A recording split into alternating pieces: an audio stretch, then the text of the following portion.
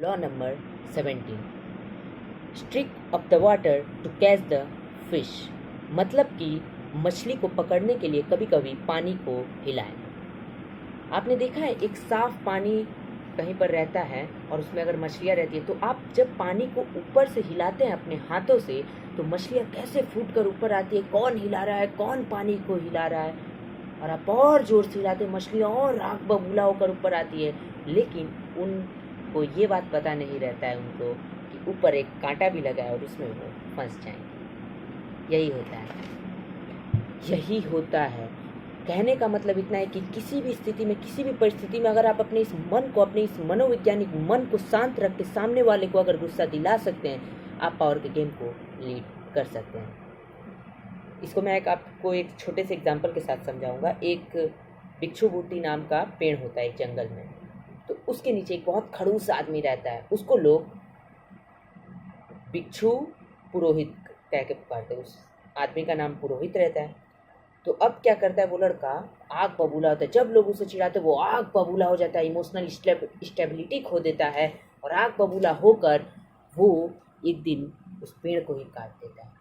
अब उसे ऐसा लगता है कि मैं पेड़ को काट दिया, अब ये लोग मुझे नहीं बोलेंगे, लेकिन ऐसा नहीं होता। होता क्या है कि जब वो पेड़ को काट देता है तो उसका नीचे पेड़ का कटा हुआ जो ऊपर भाग रहता है, ठूट, अब उसको लोग ठूट पुरोहित नाम से बोलने लगते हैं। अब वो और गुस्सा होता है और फूटता है लोगों के ऊपर, सबसे पंगे लेते रहता है। अब वो एक दिन क्या करता है, सोचता है नहीं अब मैं इसको भी काट देता हूँ। तो जब वो उसको भी काट देता है तो जड़ से जब उखाड़ता है तो वहाँ एक गड्ढा बन जाता है। अब लोग उसे गड्ढा पुरोहित बोलने लगते हैं। अब वो कुछ कर नहीं सकता था बेचारा, वो वहाँ से चला जाता है और शांत हो जाता है। कहने का मतलब समझे आप। एज अ मैन सबसे पहले मैं आप लोगों को समझाऊंगा, आपके अंदर एक इमोशनल स्टेबिलिटी पहला बात तो होना चाहिए। दूसरा बात, आपको अपने एक गोल, एक लक्ष्य पर एक सटीक निशाना रखना है। ये दो चीज़ आपके अंदर होनी चाहिए। इमोशनल स्टेबिलिटी, किसी से पंगे नहीं लेना। ये जो आजकल का ट्रेंड चला है, कबीर सिंह एनिमल मूवी, मार देंगे फाड़ देंगे, पंगा लेते रहेंगे। मूवी है, मूवी की तरह देखो, ज़िंदगी में मत उतारो। ये सब मीडियोकर लाइफ के लिए, ये मूवीज़, ये वेब सीरीज़, ये सीरियल, ये बिग बॉस, और सबसे फालतू चीज़ तो मुझे ये बिग बॉस लगता है। सबसे फालतू चीज़ है ये बिग बॉस। लड़ने को सिखाया जाता है इसमें, इसमें आर्गूमेंट सिखाए जाते हैं, इसमें है क्या, क्या पता लोग देखते क्यों है यार। इससे तो अगर तुम इस चैनल से जुड़े हो, खासकर मुझसे नहीं तो मेरी बातों से जुड़ो, मैं जो तुम्हें समझा रहा हूँ, तुम उस लॉ को अगर अपनी ज़िंदगी में उतारे तो तुम खासकर ये सब चीज़ मत देखना, क्योंकि तुम एक बड़े गोल पर, बड़े मिशन पर हो। ये सब मीडियोकर लाइफ के लिए बना है। ये पिज़्ज़ा, ये बर्गर, ये चाउमीन, ये जितने भी चीज़ें हैं, ये सब यूट्यूब, ये फेसबुक, ये एक दूसरे को जोड़ना, ये इंस्टाग्राम, ये रील्स, मीडियोकर लाइफ के लिए बनाया गया। एज अ मैन दो चीज़ मैंने आपको कहा, सबसे पहले अपने आप को इमोशनल स्टेबल रखो, दूसरा अपने गोल पर सटीक निशाना रखो, कबीर सिंह बनते बनते हुए मत फिरो। और इसी चीज़ को लेकर मुझे एक छोटी सी कहानी याद आ गई। थ्री किंगडम नाम का एक देश होता है, उसके भीतर एक राज्य से दूसरे राज्य की लड़ाई हो जाती है। तो अब राजा को पता चलता है कि उसके सेना में कुछ सैनिक ऐसे हैं जो विपक्ष के विपक्षी दल से मिले रहते हैं। अब राजा अंदर से फूट जाता है, लेकिन अपने इमोशंस को बाहर नहीं आने देता है। वो इमोशनल स्टेबल होकर कहता है सेनापति से कि आगे मुझे युद्ध जीतने दो, उसके बाद मैं सबको बताऊंगा। क्योंकि अगर उसको पता था राजा को, अगर वो ऐसा करता है सैनिकों का मनोबल टूटेगा। उसने युद्ध किया, वो युद्ध जीता। उसके बाद जितने भी थे उसके सेना में, सबको चुन चुन कर निकाला और सजा दिया। क्या सीखने को मिला?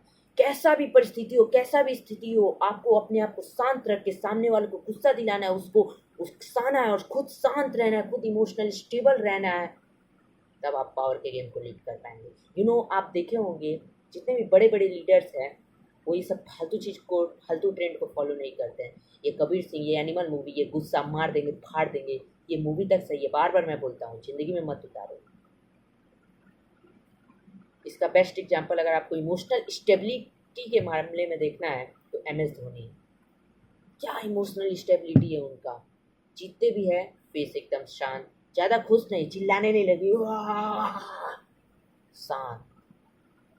जीतते हैं आराम से शांत, थोड़ा जश्न मनाते, हारते भी हैं आराम से जाते हैं, पूरा रोने चिल्लाने नहीं लगते। एज अ मैन आपको यही बनना है, क्योंकि एक राजा के लिए उसका इमोशनल स्टेबिलिटी ही सबसे बड़ा चीज़ होता है।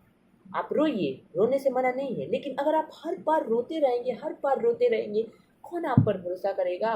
कोई आपको परफेक्ट लीडर देख ही नहीं पाएगा। क्यों? क्योंकि आप इमोशनल स्टेबल नहीं हैं। आप जिससे तिससे पंगे ले रहे हैं, आप एक बार में फुट फुट कर रोने लगे, किसी के ऊपर भी फटने लगे हैं। ऐसा नहीं करना मेरे दोस्त। एज अ मैन तो मैं बार बार खास करके कहता हूँ, मत करना ये गलती। ये सब ट्रेंड जो आजकल निकला है, मत फॉलो करो, क्योंकि तुम एज अ मैन हो। अगर तुम इमोशनल स्टेबिलिटी नहीं रखोगे तो लोग तुम्हारे ऊपर भरोसा कैसे करेंगे? और अगर लोग तुम्हारे ऊपर भरोसा नहीं करेंगे तो तुम पावर के गेम को कैसे लीड कर पाओगे? अगर तुम पावर के गेम को ही लीड नहीं कर पाओगे तो तुम तो यही भेड़ बकरी वाली ज़िंदगी में रह जाओगे ना। यही बार बार मैं कहता हूँ, यहाँ तक कि ये ऑर्थर शोपेनहावर भी कहते हैं कि जो व्यक्ति खुद को बहुत ज़्यादा गुस्सा दिखाता है वो कहीं ना कहीं बहुत ज़्यादा बेवकूफ़ होता है, कहते हैं वो। क्योंकि आपको अपनी इमोशनल स्टेबिलिटी को बार बार हर लेखक ने कहा है, जितने बड़े लीडर्स को आप देखें, शांत रखें, बी शांत शांत शांत। कि आपने देखा होगा, ठंडा खून का जो जानवर होता है उसी का काटने पर ज़्यादा असर पड़ता है। देखा है ना आपको? जब वो काटता है तो क्या असर पड़ता है। ठंडा खून बनो, ज़्यादा गर्म खून मत बनो। ये कुत्ता का तरह काटा, इंजेक्शन लिया, ख़त्म। अब पहले 14 था, अब तो 1 ही 2 में हो जाता है। ठंडा खून का जानवर बनो, लोग डरे तुमसे, तुम्हारी इमोशनल स्टेबिलिटी को देखकर बोले कि भाई सब कुछ तहस नहस हो गया, ये बंदा शांत कैसे है। और एज अ लीडर वो तुम्हें देखेंगे, वो देखेंगे भाई। तो एज अ यूथ मैं तुम्हें यही बोलूँगा, अपनी ज़िंदगी में कुछ भी हो जाए, अपनी इमोशनल स्टेबिलिटी को शांत रखना और सामने वाले के ऊपर उकसाना, सामने वाले को उकसाते हुए खुद को शांत रखना, पावर के गेम को तुम लीड कर पाओगे। और यही था law number 17, stir up the water to catch the fish. पानी हिलाओ, मछली फंसाओ, साफ साफ। तो यही था लॉ नंबर 17। मिलते हैं नेक्स्ट लॉ में, तब तक के लिए बाय बाय।